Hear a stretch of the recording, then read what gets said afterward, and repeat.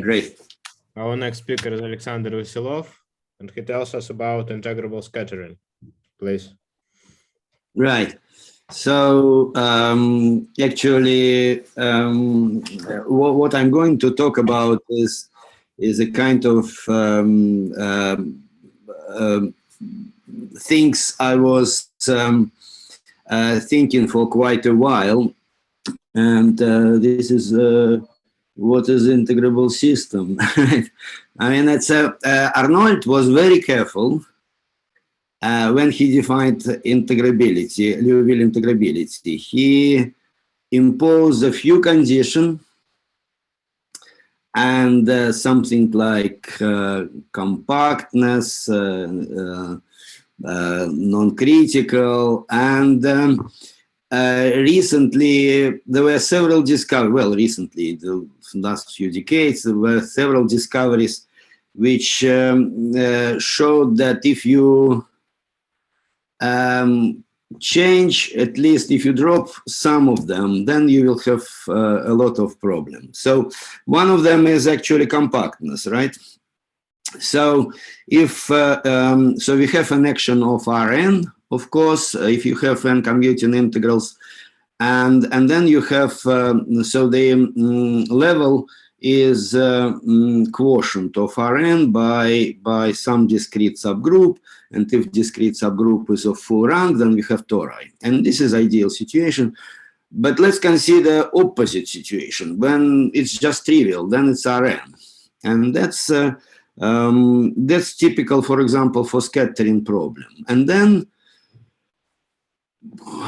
so let me now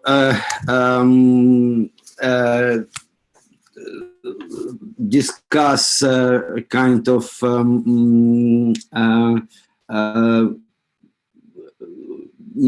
phenomena which I learned many years ago from Askolt Mikhailovich Perelomov and Mikhail Aronovich Olshanetsky.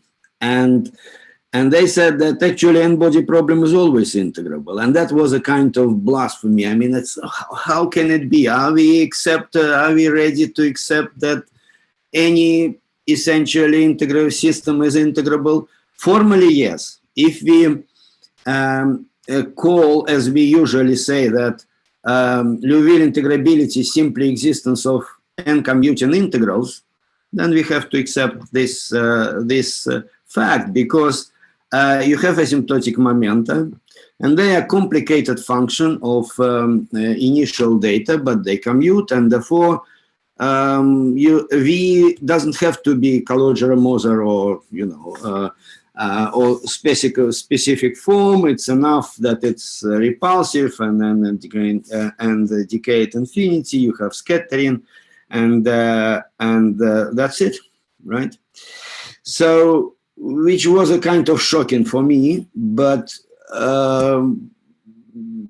and then I said, okay. I mean, the question is whether we can find. I mean, this is existence of integrals only. We're not interested in existence theorem. We want to know them explicitly. So, kind of integrable scattering, integrable integrability. You want when you can write down explicitly the integrals, right? No, well, they exist, they do exist, but it's not just existence of integrals; it's just explicit form we actually should talk about, and this is very rare, of course, and famously for Calogero-Moser, you can solve explicitly, and formulas are beautiful, and this is the kind of thing. And then it's actually, so that was in 70s. And then more recent results are published, I think, now from Taimanov is Mathematische Annalen even, because it's related to classical n-center problem. So let's consider n-fixed. So if you have one center problem in celestial mechanics, so this is Kepler problem, of course it's integrable. If you consider two fixed center problem, then it's one of the first non-trivial integrable system, that's Euler. And but if you consider three or more, then Balotin in 1984 showed that there are no analytic integrals. But now von Taimanov rightly pointed out that if you allow smooth integrals, then it's always integrable, right? I mean, this is the only thing you have to show, that there is always, well, by the way, we have to be careful.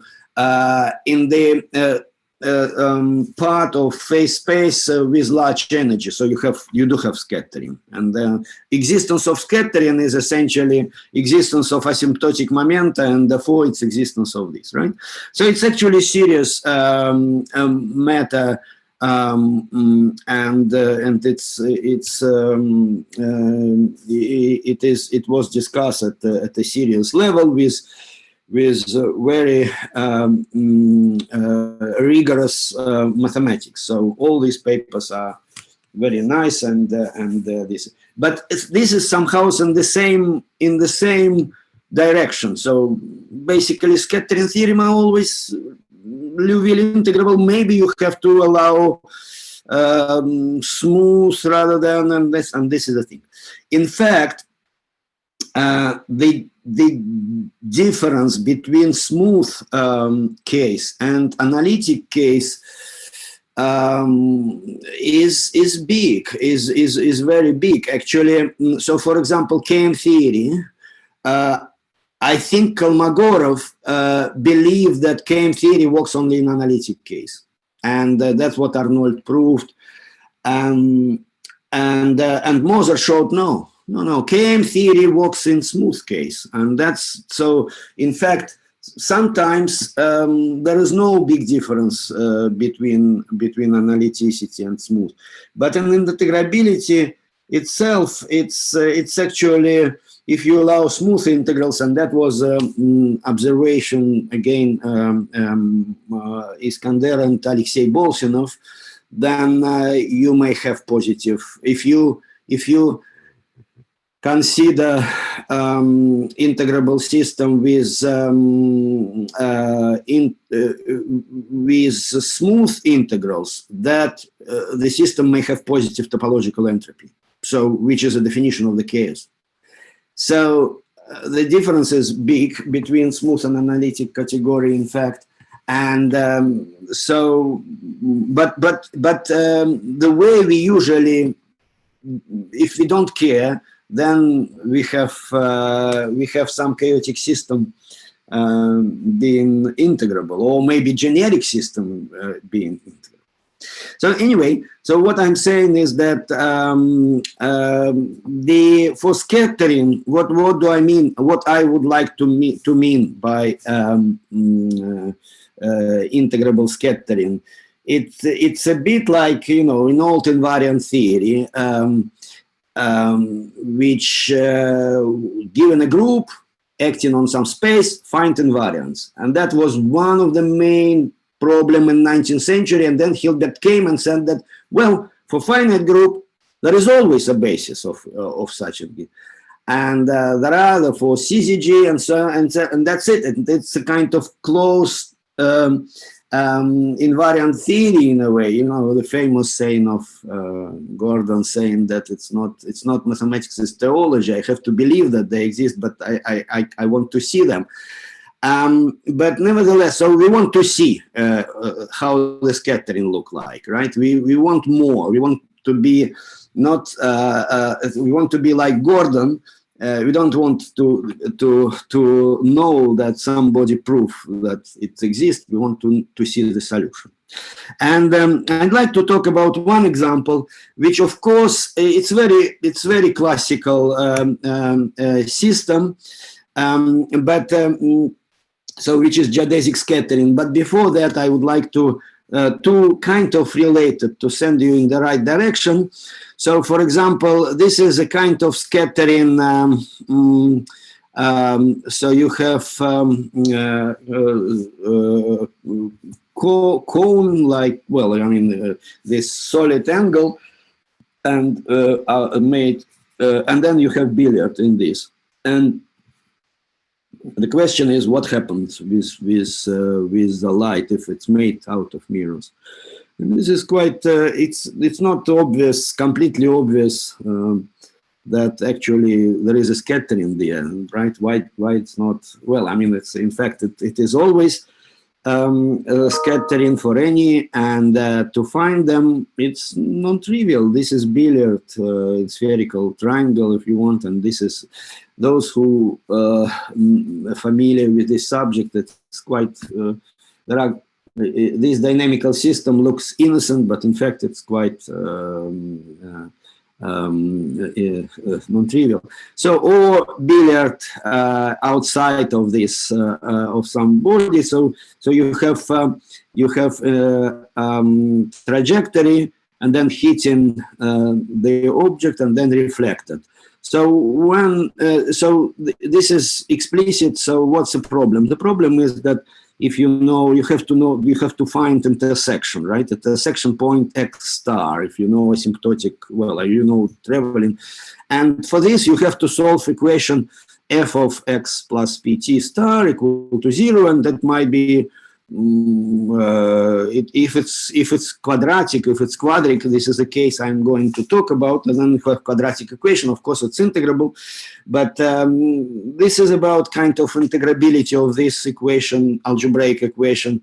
Do we want to call quintic integrable algebraic equation over transcendental equation? This is a kind of, can we really solve this equation, right, for T star? If you can, then of course it's done, but so just so I'm going to discuss a quadric case, which is the most classical, and this is there was a good reason for me. I was thinking about this for quite a while ago when I was reading papers by Moser and Knorrer, and this it was clear to me that it can be done, but there was good reason to come back to this problem and to write down explicitly the scattering, right? And this is our recent work with Li Hua Wu, who visited Lavera for a year, and we were working on this problem. And I think we now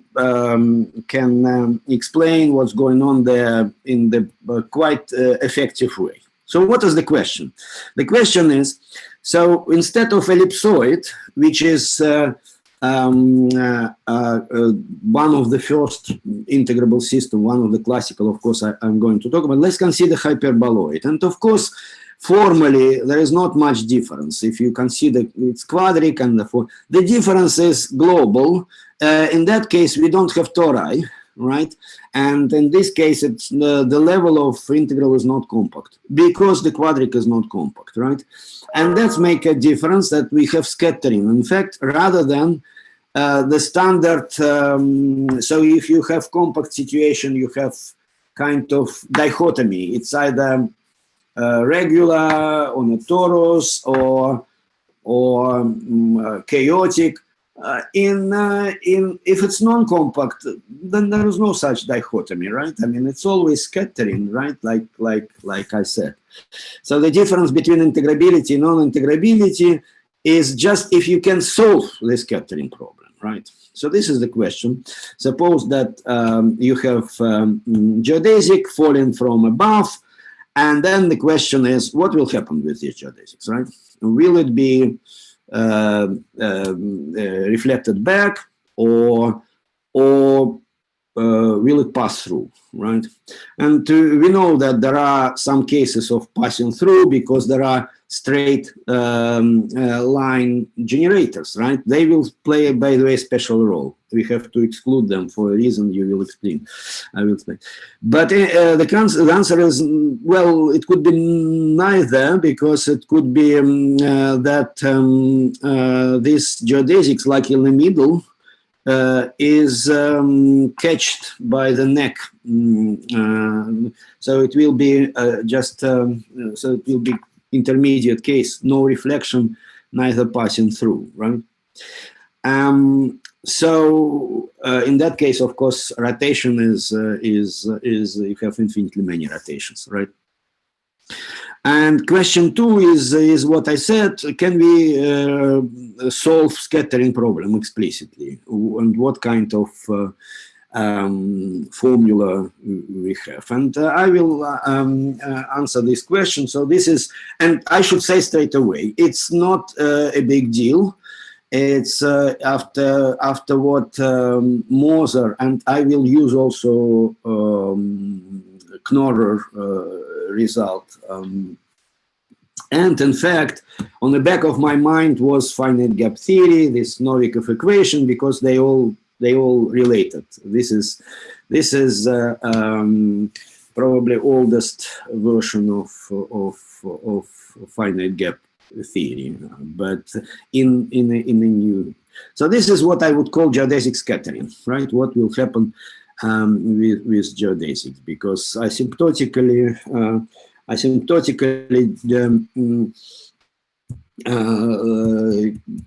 hyperboloid looks like cone, and cone is two-dimensional cone is flat, and then so you have free motion at infinity. Okay, so let me just remind you. I think so.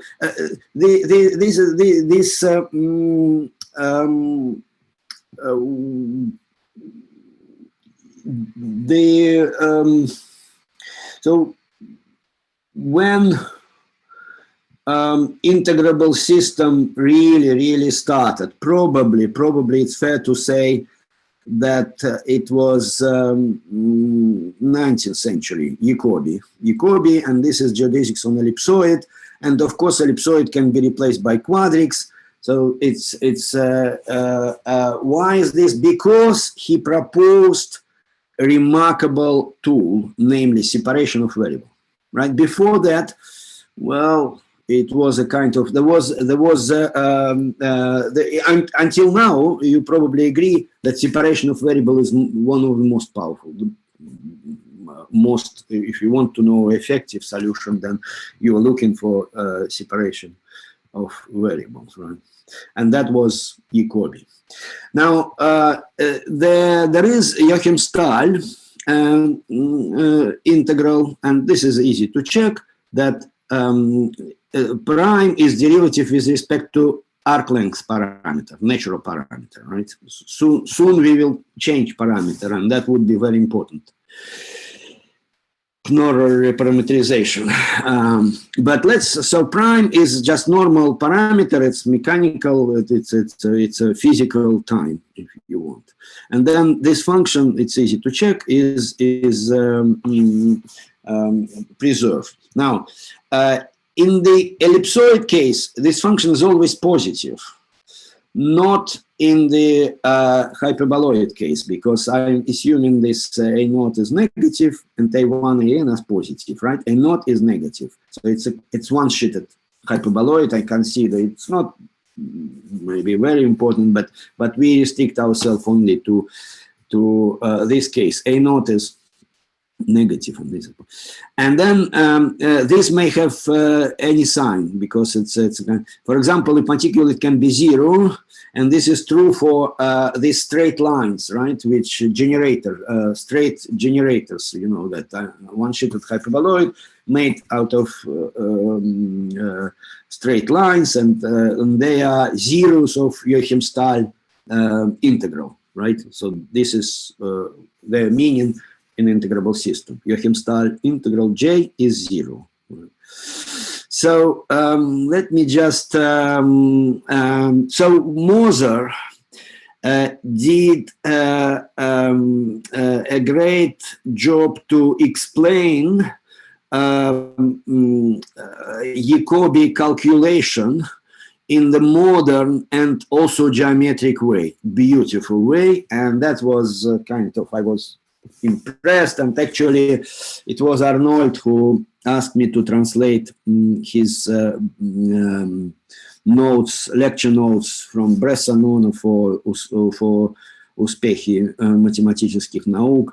So I read it, and I was fascinated by the beauty and elegance of this. And of course, if you compare this with original Jacobi, it's totally different. I mean, of course, he is explaining, he is using the modern language and not necessarily modern. For example, here, so what he started, he said that rather than consider motion of points, we should consider motion of lines. And these lines are tangent lines, right? So if you consider line, then it's tangent to quadric if this is 0. Now, if you remember this first picture, what is this condition? Just to go to this, why I mentioned this.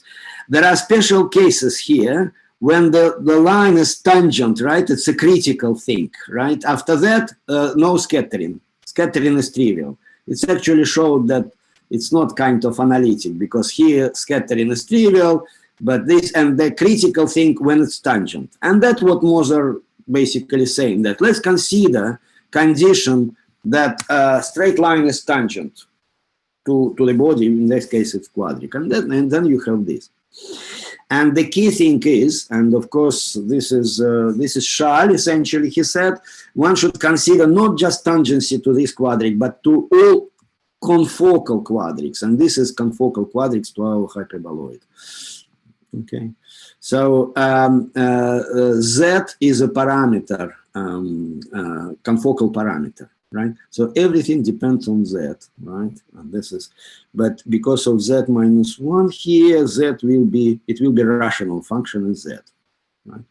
Rational function in Z, and then you consider their residues. The claim is that this is actually integral of motion, right? So residues, and in particular, all the residues are integrals. It looks like Moser referred to Uhlenbeck and Devaney, and I have not seen Uhlenbeck paper on the, but Devaney did mention this kind of thing, but Moser, I think it was approximately at the same time, but Moser called it Uhlenbeck-Devaney integrals, right? And then he pointed out that in spite of so many years of history, it looks like nobody knew this integral before the 1970s, right? I mean, so there are algebraic actually integrals and algebraic integrals, because the way it was separation of variables, and then it's different kind of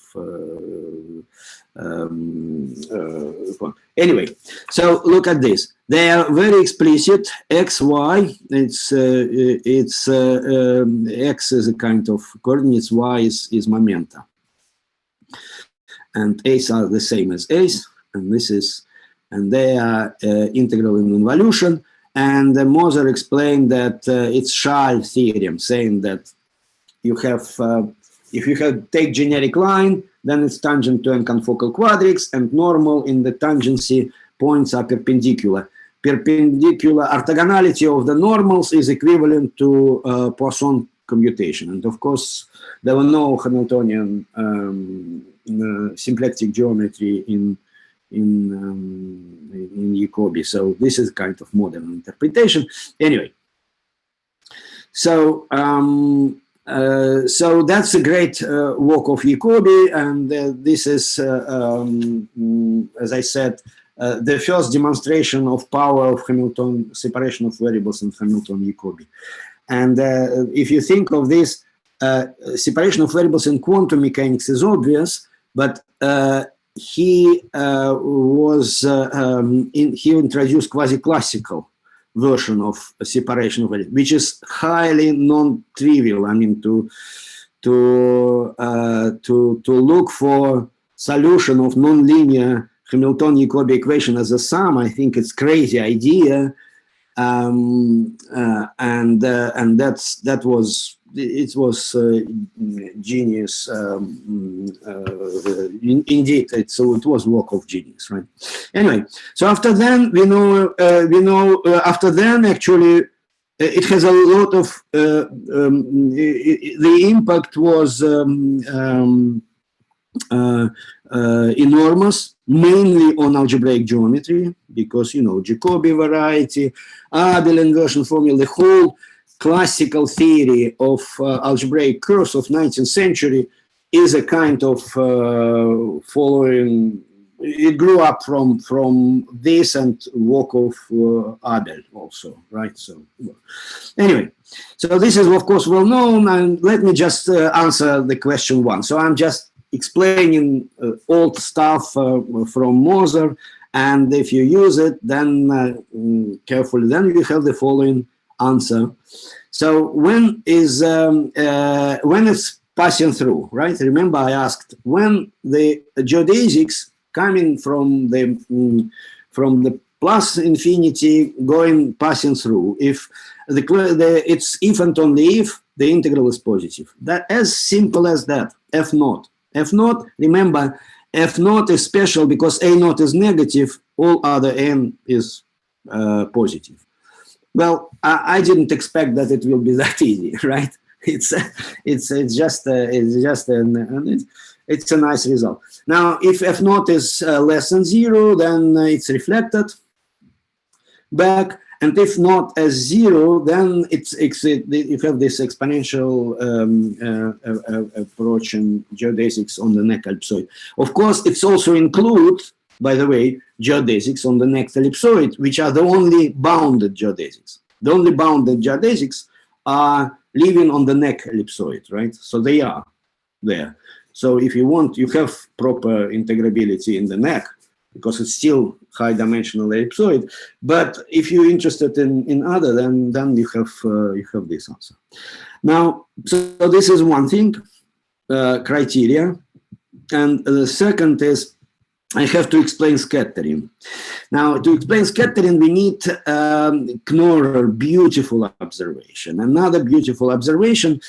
Moser knew about relation between Jacobi problem and Neumann problem, but it was different. There are two relations actually, and Horst Knorrer noticed the following thing.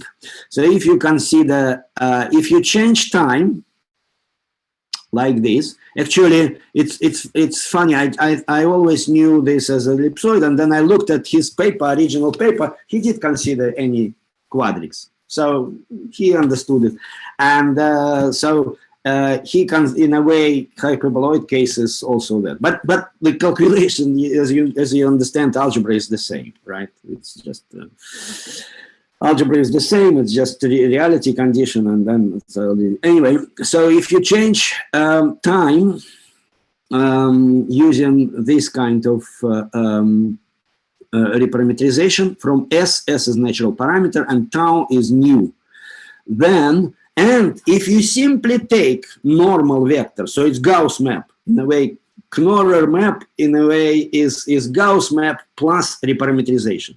And plus reparametrization is extremely interesting and important. And so then its normal vector is unit vector, and it's moving on the sphere, and then it's simply Neumann. It's satisfying Neumann equation of Neumann system with this quadratic. So Neumann system is simply harmonic oscillator reduced on a unit sphere, and this is this becomes potential. B is A minus 1, right? So this is the thing. There are some. Maybe I will skip now detail because the rest is very well known. Neumann system is actually, as I said, is equivalent to Novikov equation and finite gap potential. I'm not going to talk about this. And this is actually the equation of motion after in the elliptic coordinates look like, well, this is a form of Weierstrass. Franco Magri actually shown this equation for Kovalevskaya, but we know this better in an equivalent form, which is called Dubrovnik equation in the finite gap theory, right? So this is classics. I don't want to. So we know everything, but look at that. So here we have Abel transform. So on the left-hand side, we have Abel transform of divisor corresponding. You have two elliptic coordinates. You have to produce divisor. And then you take Abel map, and Abel map, Abel image of Abel map is changing linearly, not just linearly. And this is very important. In this basis, dz, z dz, z squared dz, it's only top changing. All the remaining one are constant, and this is what is explaining the rest, right? Because we know everything. We know that all others coordinates and not coordinates function probably because it's they are fixed, and that's explain us. So for example, for n equal to 2, what happens? You have and this is the thing. We now consider, and this is a big difference, not complex picture, but real picture, So real spectral curve is just two circles, right? Complex curve is genus 2 hyperelliptic curve, genus 2 completely. But for us, it's real. Real is just two circles, right? And you will see that now that, well, let me now explain what's going on. So let's look at, so we have geodesics on hyperboloid. Let's do Knorrer map, and then the image, that's normal, to the geodesics, it's running on a sphere, that's Neumann sphere. And this is trajectory in the normal, in the Neumann system, right? Where is geodesics on hyperboloid here? It's actually part of, because you have scattering, you have actually integral, you go this in infinite time, basically, to infinity here, after reparametrization. So part of between A-1 and A plus is actually actual geodesics on hyperboloid, is not trajectory of Neumann. It's only part of, and that's because of reparametrization. It takes finite time in Neumann, in Knorrer time, it takes finite time to reach infinity. And that's very helpful because we know everything about Neumann, it's kind of finite gap, and this is a scattering map. This is a scattering map. And in this, I have to, I know that I'm unconscious, I have to finish. This corresponds to one rotation in variable u2, one oversight for rotation.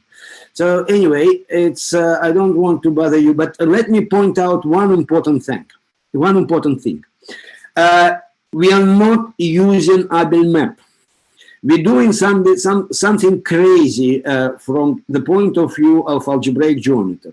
We selecting, you have divisor of endpoints, and we selecting, we kind of taking one of them, right? We know that it's, and we also selecting not all holomorphic differential, but one less. We don't consider Pn, we don't consider alpha n, so we consider wrong object from the point of view of algebraic geometry. It's for example, here on the complex, in the complex, it's genus 2 curve, and I'm saying that no, this is just S1, right? It's just S1 because this is what is it means, right? It's in that case. So we and the thing is that over real it works. Over complex, this is nonsense because you cannot even identify, what is the end point, right? I'm saying that because on a real, it's just there is one cycle with 0 on it, and I can say that this is the point which is on a real cycle passing through 0, right? Anyway, so but the rest is the same. So it's we consider this partial Abel map, and then you have asymptotics hypersurfaces on this. So these are asymptotic hypersurfaces. They correspond to infinities of hyperboloid, right? There are many infinities of hyperboloids. They are here drawn as intersection of sphere with AQQ equal to 0 with cone, asymptotic cone, So we have this is explicit description of scattering on hyperboloid. You see, there is alpha n, which I ignore in the construction, right? I left it aside. It defines the shift actually here, right? Anyway, so probably I will show only one more formula. So you remember the question: how many times will it rotate before it hit back, before it reflected back? Answer: this many times. Okay. So you take 2 abelian integral. It's still right, abelian integral, and the ratio and integer part. You take integer part of this. So it's written explicitly in terms of real abelian integrals. Still, and that's the best you can do. There is no. It's intrinsically. Well, I mean, that's the level of explicitness, right? You may say how to find this. Well, I mean, it's still of course a period. You can do it in two-sheeted, of course, and you can put it here. If you put it here -1, it's two-sheeted. If you put it 0 here, then it's cone, and cone is flat, and therefore you can flatten this, and that's actually. Zhenya Ferapontov said that you better flatten the cone, right? You want to consider geodesics on cone, right? On usual cone, and you just flatten this, right, on the table, and then it becomes simply billiard, right? So in that case, everything is defined only by alpha, which is angle, and angle is elliptic integral, right? There is still kind of non-trivial thing, but it's not. I'll probably skip. Let me. So this is symmetric space. Quantum, of course, it's natural to ask, and very little we can say here. The thing is that it's still a non-trivial question. Look at this. After this Liouville transformation, which is kind of Knorrer, if you want to represent. Well, anyway. We have this potential. One thing which I find puzzling, this is the term which decay as 1/tau square, and this is correction, which decay as tau to the 4. Right? If you look at the classical reflection, and it's quite interesting because it corresponds to maximum of this term. It looks like we simply ignore this, and of course it's kind of. So I don't know. Maybe there are explanations, but I can't see why this first gives explaining corresponds to classical reflection formula. We try to write it down as nice as possible, even in this case. So this looks like this. If you drop this cos for u, then it's generalized In's equation. It's a kind of integrable. Or if you drop these two terms and leave this, then it's also integrable. Whittaker-Hill equation. But if you include all of them, it's kind of I'm not sure if it is. I mean, it's difficult question. In quantum case, even in quantum symmetric case, this is probably well. I mean, still nice, but is it integrable? Probably not. In any special function sense, but it's a kind of. Where I now the most interesting for me was the second bit in our paper, which I'm not going to talk about. This is differential geometric application of this because it's Knorrer parameterization is related to so-called geodesic equivalent metric, which were discovered by Tabachnikov and Matveyev-Topalov, and this is a beautiful thing. And this gives another explanation of their discovery, which was done relatively recently. So this area, classical area of geodesics on quadrics, seems to be not completely exhausted, right? I mean, it's I just yes. So basically, that's all what I wanted to say. Happy birthday, Andrei. Yeah, and that's one of the photos. Why are you always next to the bottle? I don't understand, but maybe that's. Thank you, Sash. Many thanks. Thank you. Great. Yeah. Nice Well, play. thank you for the talk. Any questions? Maybe.